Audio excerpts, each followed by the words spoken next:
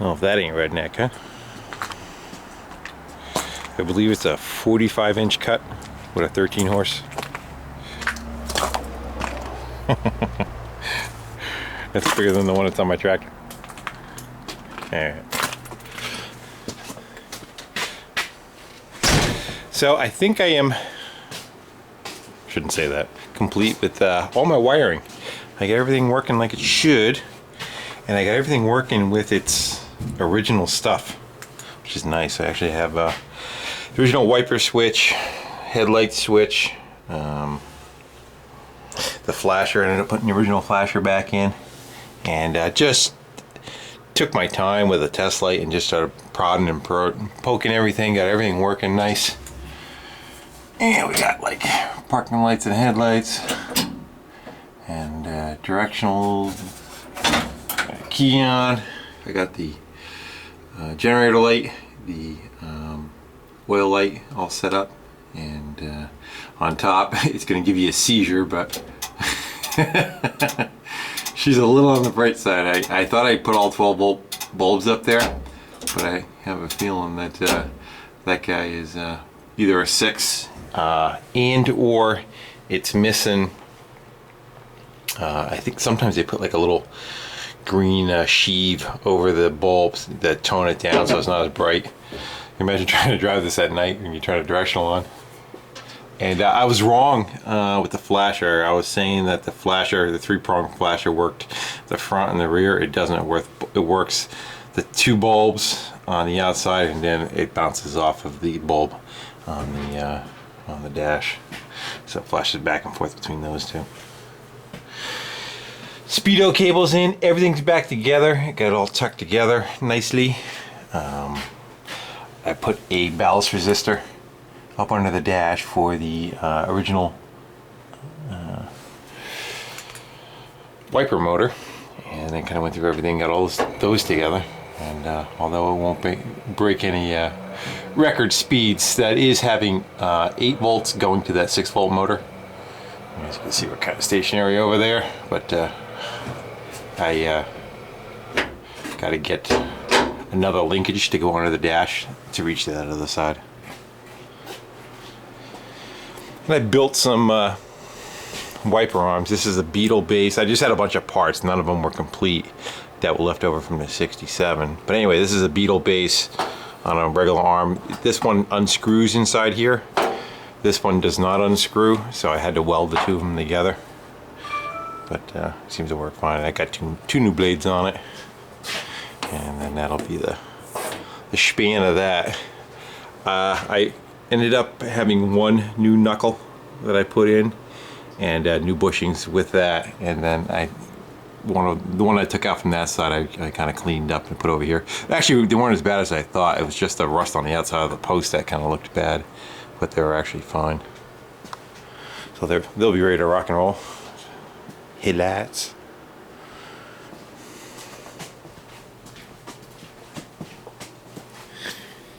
Taillights. And the plate light. So it's good to get away from the welding stuff for a while, you know. It kind of, after a while, you get bored of doing the same thing over and over. So, and it's ready to crank. So right now everything is hooked up in the motor. Just the gas is dry. I left the gas totally out of it because I still have to do a lot of welding on the upper deck. So once I weld this decking on, then I can fill up the fuel system. But it's pretty good. Let me pop the light on the camera. So yeah, up here you got made up a harness for the rear. The bumper ripped out at some point down below, and I put a patch in, but somebody else welded with an arc welder there before, and that's where the harness went. So the harness was all melted together into a big blob, so I cut it there and just pretty much made up my own system coming from the bottom up. That's one of your tail lights there.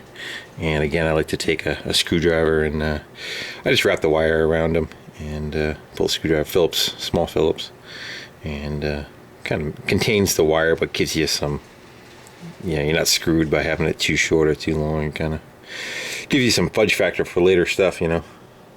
Greased everything up really good. New lights in there. Had to run a ground separate. And then I had this rubber tubing, and I'm not quite sure what it was for. It's like polyflow, I think.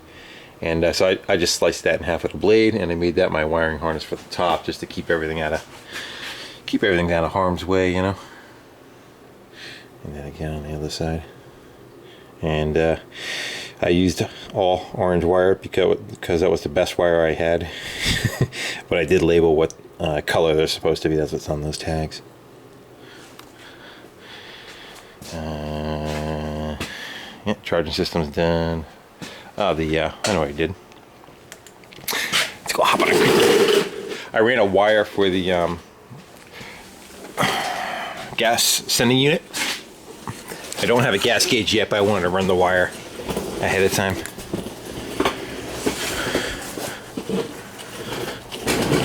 So I just punched a hole down through the floor by the gas tank, and then I followed the that's the emergency brake cable housing that's welded to the body. I just kind of tagged it to that, and I found this roll.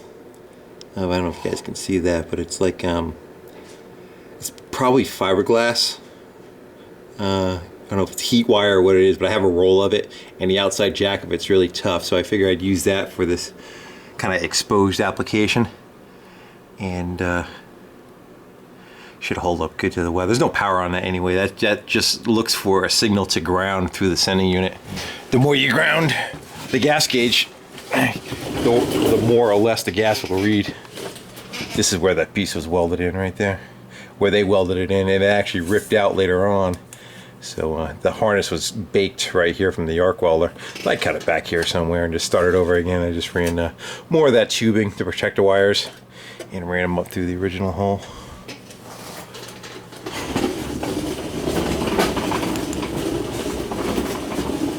Getting there. I gotta shoot some black paint up in there, and then I believe I'm just gonna undercoat it really good. Cleaned all the grease fittings up. Any ones that were clogged I unclogged. Any ones that were missing I replaced. This thing has a ridiculous amount of grease fittings. I think it's got about 16 grease fittings in the front. So hit all those and got it all pissing out of all the pushing out all the old stuff, you know. The front end actually seems pretty tight. Not bad. A little bit of play in the kingpins, but you know, they're notorious for getting real bad. Had to do them on my last one too. But everything seems pretty good. I'm probably going to need, that's a steering damper. You know, you ever get that weird shake at a certain speed? Well, Volkswagen, what it does is they put basically a sideways shock absorber on the front tie rod assembly, and it'll negate any of that. But it looks a little on the damp side, so it might have leaked. Generally what you do is just take one side off and push it in and out. It shouldn't have any free play at all. So if you go from one direction to the other and it takes a ½ an inch before it starts to give you resistance, it's no good, because that's all it would move during that shutter, you know. So that's what it needs to work. New throttle cable. All my gas linkages are set up. The pedal assembly's all welded in. That's looking pretty decent. Adjusted the master cylinder stroke on that thing. And I think, you know, at some point I gotta do brakes. The only one I see doing anything funky is that one right there. The bottom of the drum's all wet, so you know the wheel cylinder. I think there's actually 2 wheel cylinders in the front of this, one on top, one on bottom. One or both of those are leaking. So that's still on the to-do list. Here's that wire. I just kept running it all the way around. That's the original wiring harness right next to it. And I just punched another hole in the same place and I ran that up, and I got it spooled up under the dash.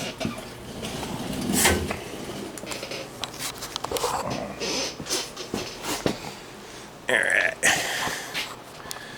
That's what I got on my list. I have things to do, and the gas pedals, the lights, the wipers, grease the front end. Oh, I put an oil pressure switch in.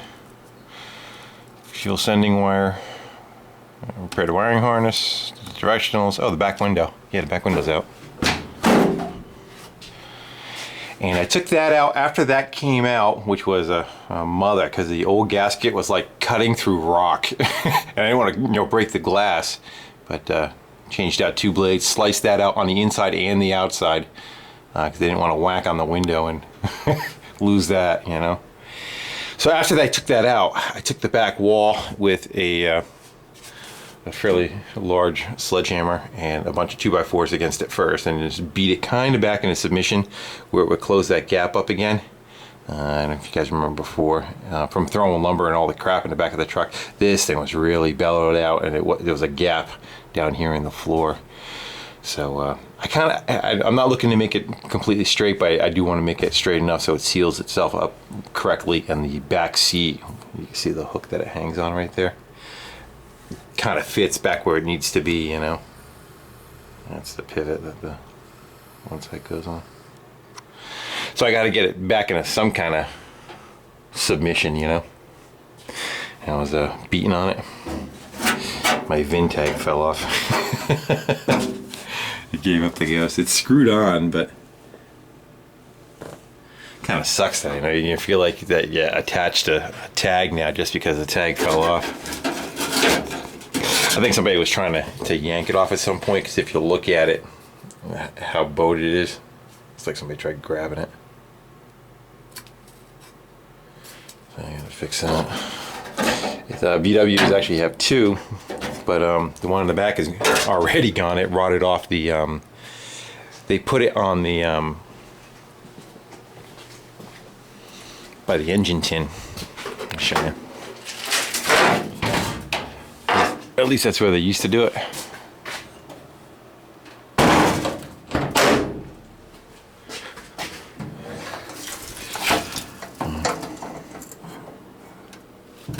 Yeah, right here. It would have been right here. But unfortunately, again, that was all rotted out. You can even see by what's left of this thing, you know. So that number's already gone. It does have another tag on the back wall, but it doesn't have any VIN numbers. You can see it vaguely under the air cleaner there, but it's not a VIN. I think it's I think it might be for options or the weight capacity decal. Did all that. Ooh, that was a good save.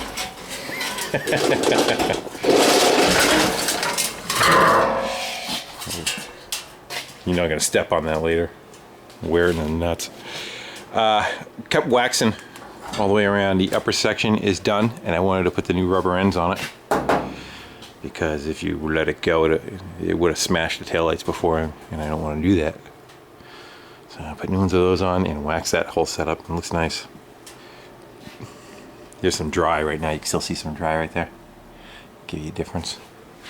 And rear engine's done. And I don't think you guys saw this whole thing. My little stalactites coming down. I don't know if that helps you or not. That looks cool. It's got a really neat texture to it. If you stare at it long enough, it actually looks like it might say something. I know it's kind of the sanding marks, but I don't know if you can see what I'm seeing. About 4 inches down from the latch would be the top of it, and they probably look like about they're 8 inches tall, and it looks like it goes across. See it? I think it just ran out of pellets. Yeah.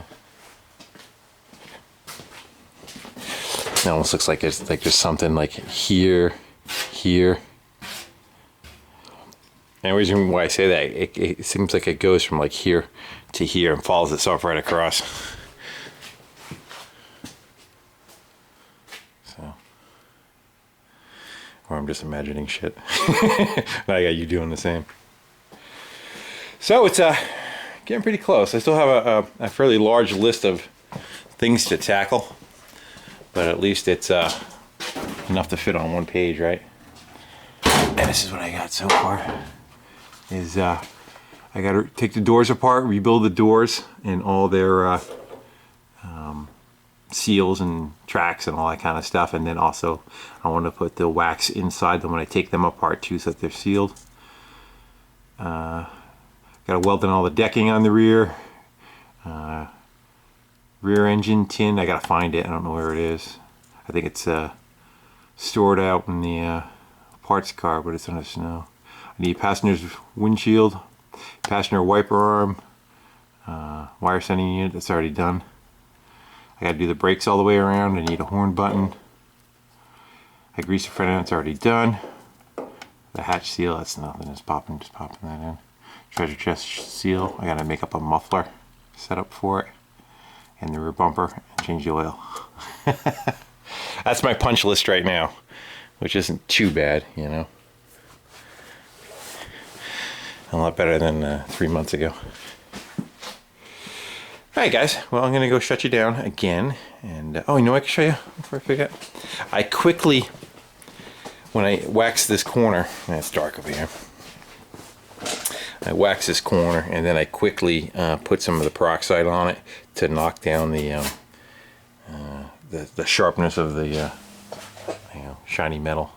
I know I kind of jumped the gun, but I may hit that a little bit more, but I actually kind of like the way it blends in. Doesn't look bad. You know, again, it's here to be with all its bumps and bruises, so there they are.